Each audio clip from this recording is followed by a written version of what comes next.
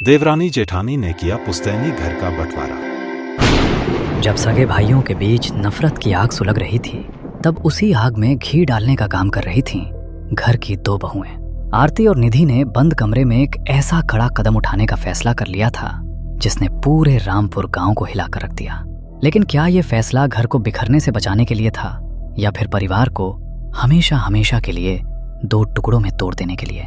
ये जानने के लिए कहानी को अंत तक जरूर देखिएगा। रामपुर गांव की सुबह हमेशा फसलों की लहराती हरियाली और चिड़ियों की चहचहाहट के साथ होती थी। और इसी गांव में बसा था एक ऐसा परिवार जिसकी मिसाल पूरे इलाके में दी जाती थी, सरस्वती देवी का परिवार।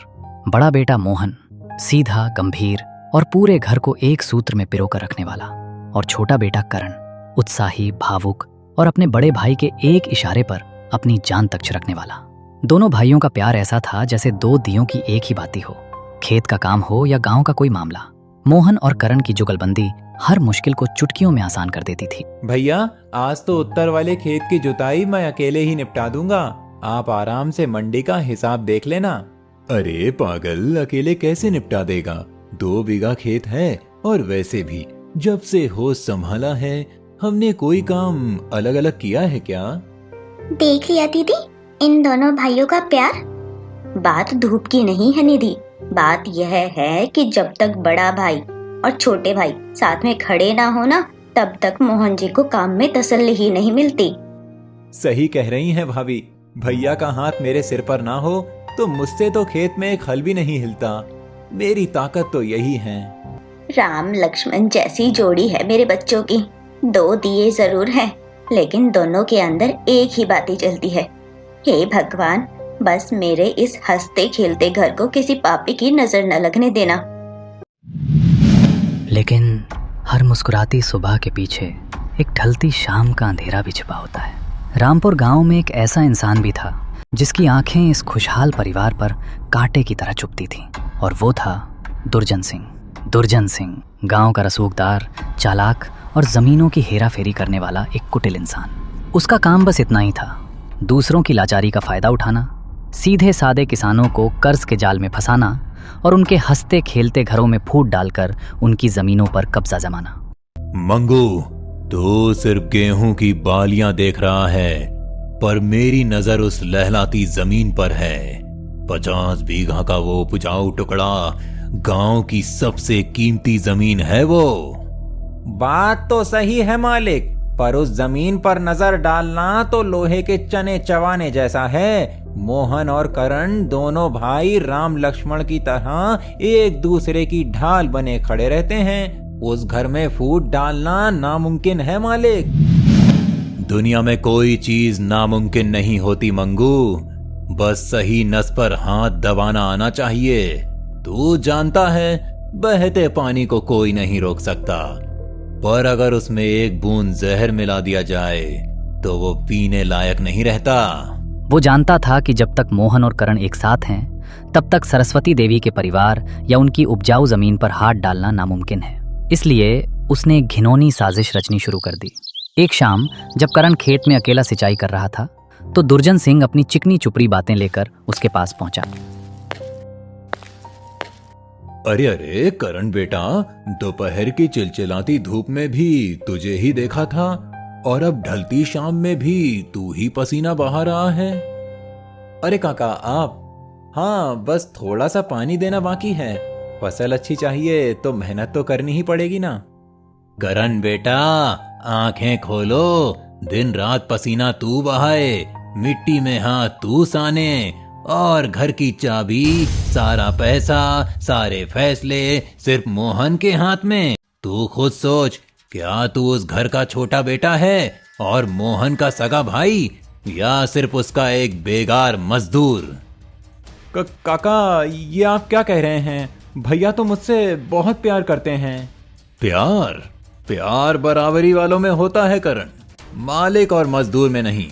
कभी मांग कर देखना अपना हक, तब पता चलेगा कि भाई का प्यार कितना है और मालिक का हुक्म कितना। बाकी तू समझदार है। उधर दूसरी तरफ दुर्जन सिंह के आदमियों ने मोहन के पास ये अफवाह फैलानी शुरू कर दी। हाँ भाई, मैं सच कह रहा हूँ, आजकल का जमाना खराब है। सुना है सरस्वती देवी का छोटा बेटा करण अब बदल गया है। पटवारी से गुपचुप मिलकर जमीन की नाप झोंक की बात कर रहा था। अरे अब बड़ा हो गया है वो। कहता है कि बड़ा भाई सारी मलाई खा रहा है। अब वो अपनी 50 बीघा जमीन अलग करवा कर अपने नाम लिखेगा। भाइयों का प्यार तो बस नाम का रह गया है। ये जहरीली बात मोहन और करण के मन में गहराई तक उतर गई। धीरे धीरे शक के इस दीमक ने दोनों भाइयों के अटूट प्यार को खोखला करना शुरू कर दिया। जो भाई कभी एक दूसरे के बिना खाना नहीं खाते थे, आज वे एक ही छत के नीचे एक दूसरे से नजरें चुराने लगे। रात के खाने का समय है। आरती और निधि थालियां सजा रही हैं। मोहन चुपचाप कोने में बैठा हिसाब की बही देख रहा है। करण भारी कदमों से आंगन में आता है। उसके चेहरे पर गुस्सा और मन में दुर्जन सिंह की बातें तैर रही हैं। आओ करण, आ गए तुम? हाथ पैर धो लो, खाना गर्म ही है। रहने दीजिए भाभी, आज भूख पेट में नहीं मन में लगी है। और वैसे भी जब घर में बराबरी का हक ही ना हो तो साथ बैठकर खाना खाने का क्या नाटक करना। ये क्या कह रहे हो देवर जी? ये क्या बोल रहा है तू करण? बराबरी का हक? किस बात की कमी रखी है मैंने तेरे लिए? जो चाहिए मांग कर तो देखता। मांग कर देखता, यही तो बात है भैया। अपने ही घर में अपने ही पसीने की कमाई के लिए मुझे आपसे मांगना पड़ेगा। खेत में दिन रात पसीना मैं बहाता हूँ और चाबी हमेशा आपकी जेब में रहती है। मैं आपका छोटा भाई हूँ भैया, आपका कोई बेगार मजदूर नहीं। मोहन जी ने कभी तुम्हें छोटा भाई नहीं, हमेशा अपना बेटा माना है। उनके दिल पर क्या बीत रही होगी, जरा सोचो तो। नहीं, आज शांत रहने का वक्त नहीं है। अगर आपको मुझ पर जरा सा भी भरोसा है भैया, तो गांव में लोग ये बातें ना कर रहे होते कि आप पूरी जमीन अपने नाम दबाना चाहते हैं। गांव वालों की बातें? बस एक बाहरी इंसान की दो बातों ने तेरे मन में 20 साल के भाई के प्यार को झूठा साबित कर दिया करण। तूने एक बार भी मुझसे आकर नहीं पूछा कि सच क्या है? पूछने को बचा ही क्या है भैया। अगर आपको लगता है कि आप सही हैं, तो कर दीजिए इस 50 बीघा जमीन और घर के 2 टुकड़े। मुझे मेरा हिस्सा अलग चाहिए, आज और अभी। कमरे से निकलकर सरस्वती देवी धीरे धीरे आंगन में आती हैं। उनकी आंखों में आंसू छलक रहे हैं, लेकिन चेहरे पर पत्थर जैसी खामोशी है। 2 टुकड़े? जिस घर को बनाने में मैंने अपनी पूरी जिंदगी खपा दी, आज उसके 2 टुकड़े करेगा तू करण? इतना बड़ा हो गया तू। माँ, मुझे माफ कर दो। अब मैं किसी के एहसान के नीचे नहीं जीना चाहता। मुझे अपना हक चाहिए।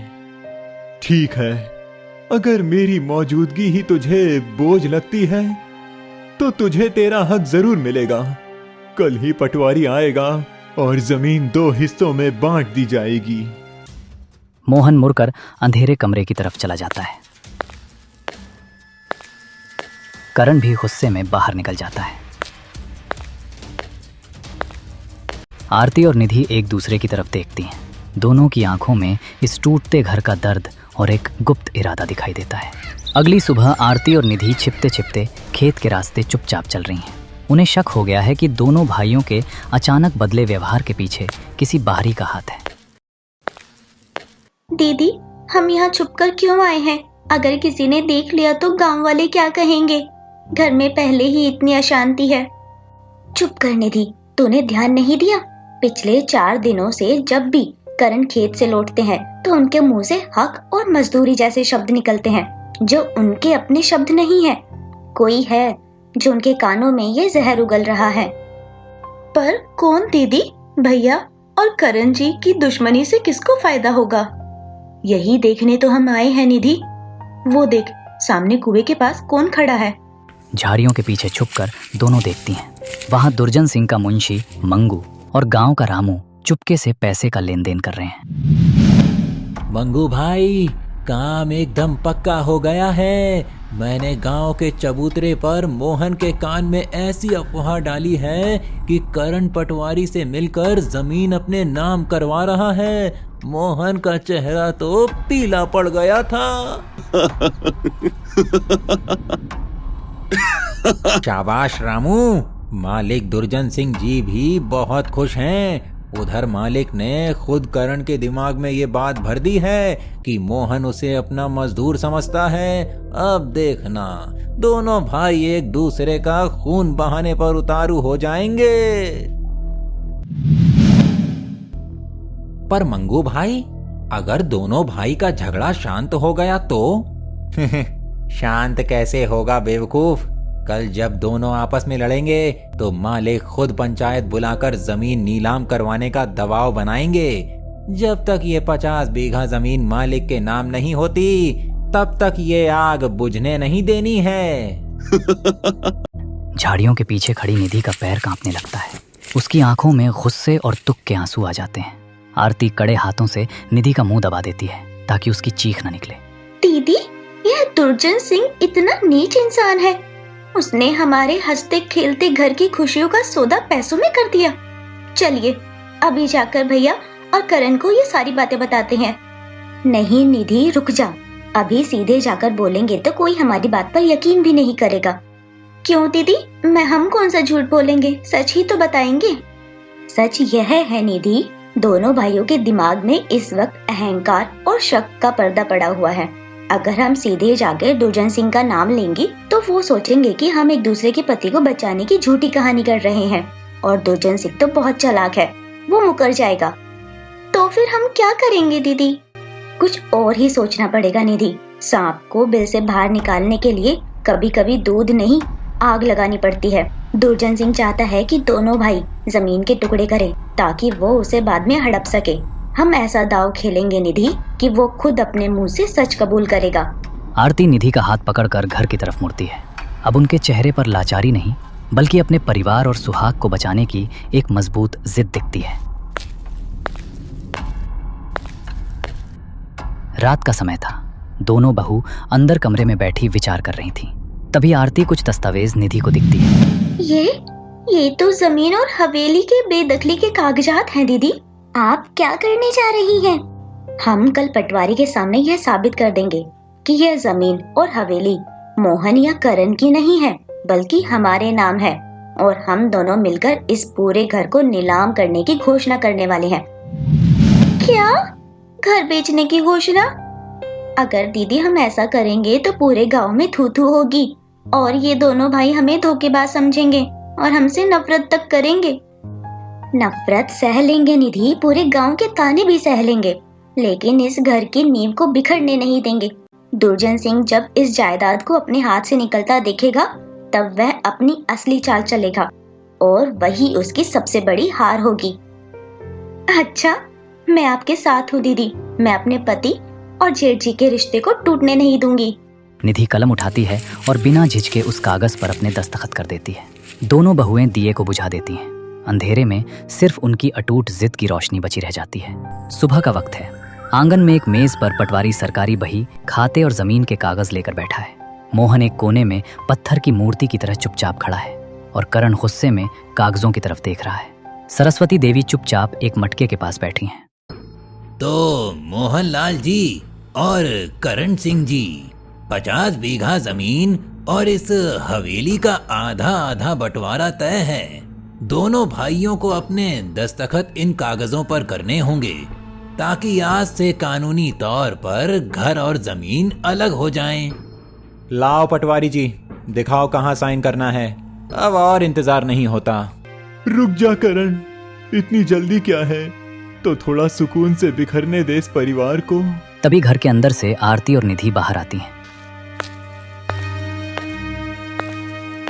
आरती के हाथ में एक दूसरा बड़ा और पुराना कानूनी दस्तावेज है और निधि के चेहरे पर एक चट्टान जैसी दृढ़ता है। रुकिए पटवारी जी, इन कागजों पर साइन करने का इन दोनों का कोई हक नहीं है। आरती, तुम ये क्या कह रही हो? होश में तो हो। भाभी, अपना ड्रामा बंद कीजिए। ड्रामा हम नहीं कर रहे करण, ये सच है। जिस जमीन और हवेली के टुकड़े करने पर तुम दोनों भाई आज जान पर तुले हुए हो, वो जमीन न तो आपकी है और न ही जेठ जी आपकी। क्या बकवास है ये? सरकारी रिकॉर्ड में तो ये जमीन सरस्वती देवी और उनके बेटों के नाम दर्ज है। ये नया कागज कहाँ से आ गया? यह कागज है इस पूरे घर की असली वसीयत। आज से ठीक 5 साल पहले जब ससुर जी जीवित थे, उन्होंने चुपचाप यह पूरी 50 बीघे जमीन और हवेली हम दोनों बहुओं के नाम लिख दी थी। वसीयत? हमारे नाम कुछ नहीं है। पिताजी ने जमीन तुम दोनों के नाम कर दी। धोखा, हमारे साथ धोखा हुआ है। ये दोनों औरतें हमारी मेहनत की कमाई और जमीन हड़पना चाहती हैं। वारे बहुओं, जो काम मैं सालों से नहीं कर पाया वो इन दोनों ने एक झटके में कर दिया। अब दोनों भाई मिलकर इन औरतों को घर से बाहर निकालेंगे और वो सारी जमीन सीधे मेरे कब्जे में आ जाएगी। आंगन के बीचों बीच आकर कोने में बैठी सरस्वती देवी न तो रोती हैं और न ही घबराती हैं। उनके चेहरे पर वही रहस्यमयी और गहरी मुस्कान तैर जाती है जिसे कोई समझ नहीं पाता। हाँ, हमने हड़प लिया है ये घर और आज से ये जमीन भी सिर्फ हमारी है और हम इसके टुकड़े नहीं होने देंगी। पूरा आंगन गहरे सन्नाटे में डूब जाता है। मोहन पत्थर की मूर्ति की तरह निश्चल खड़ा रह जाता है, जबकि करण का पूरा शरीर गुस्से और बेचैनी से कांपने लगता है।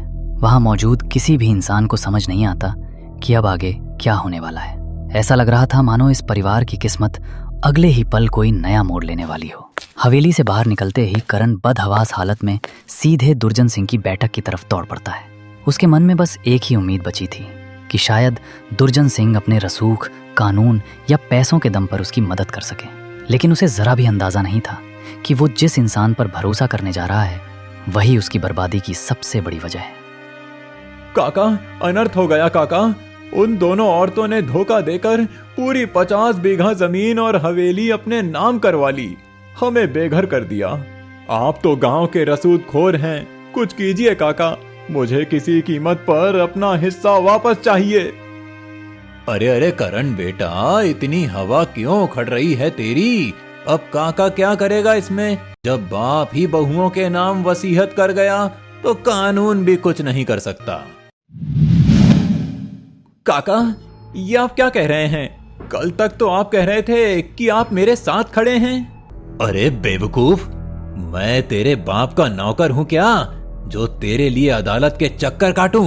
सुन, अगर तुझे पैसा चाहिए तो अपनी उस जमीन का जो भी कागज तेरे पास है वो मुझे 2 कौड़ी के दाम बेच दे, वरना दर दर की ठोकरें खाएगा। कोई 1 रुपया भी नहीं देगा तुझे। काका, आप भी मेरे साथ सौदा कर रहे हैं। आप तो कहते थे कि मोहन भैया मेरा हक मार रहे हैं। अरे ओ सीधे इंसान, अगर तेरे मन में भैया के खिलाफ जहर ना घोलते तो तू जमीन अलग करने की जिद पर कैसे अड़ता? और तू अलग ना होता तो ये जमीन हमारे हाथ कैसे लगती? उधर मोहन भी बिना कोई आहट किए चुपचाप उसके पीछे पीछे पहुंच जाता है। अंदर का नजारा देखते ही करण के पैरों तले जमीन खिसक जाती है।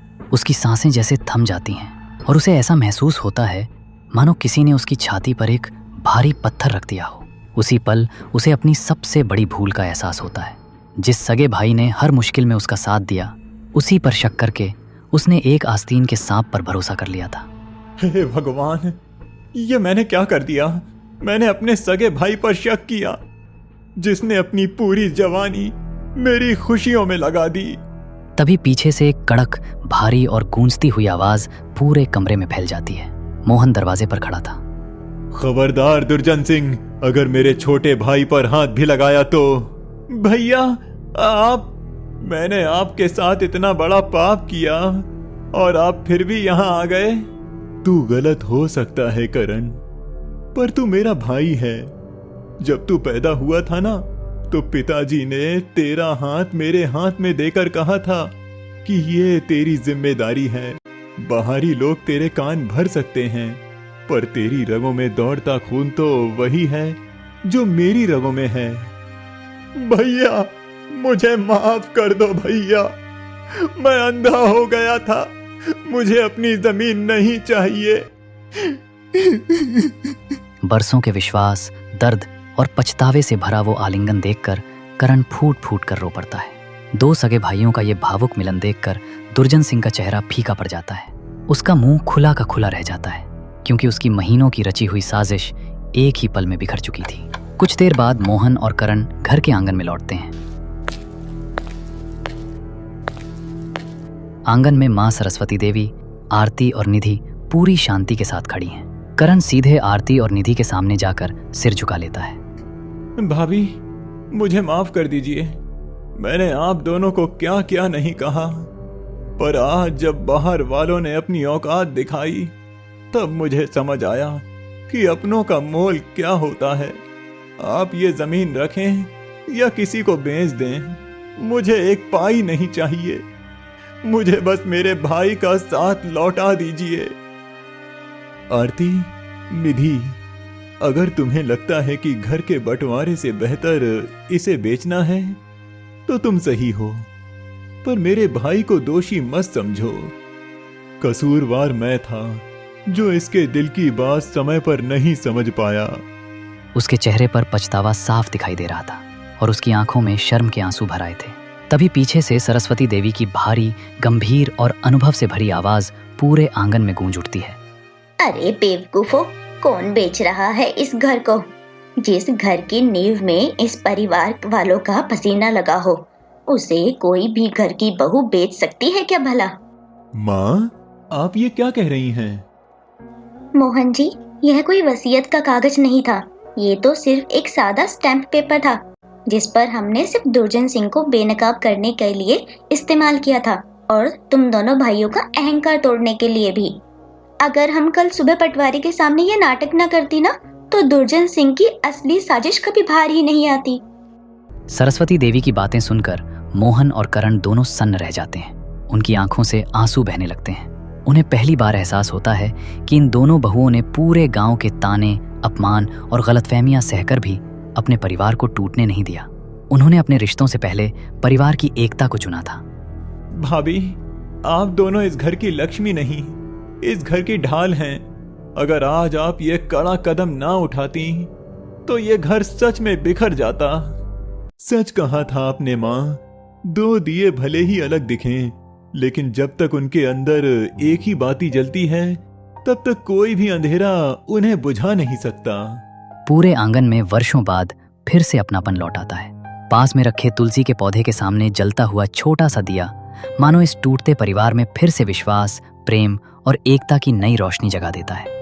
बाहर के लोग कान भर सकते हैं, शक की दीमक रिश्तों की मजबूत दीवारों को भी हिलाने की कोशिश कर सकती है, लेकिन जिस घर में आरती और निधि जैसी समझदार, धैर्यवान और संस्कारी बहुएं हों, उस घर को दुनिया की कोई भी साजिश कभी नहीं तोड़ सकती, क्योंकि दीवारें सिर्फ ईंट और पत्थरों से बनती हैं, लेकिन एक घर बहुओं की समझदारी, त्याग और प्यार से ही हमेशा सुरक्षित रहता है। दोस्तों, क्या आपके आसपास भी कोई ऐसा दुर्जन सिंह है जो हंसते खेलते परिवारों में जहर घोलने की कोशिश करता है? ऐसे लोगों से अपने परिवार को कैसे बचाना चाहिए? अपनी राय और सलाह हमें कमेंट में जरूर बताइए।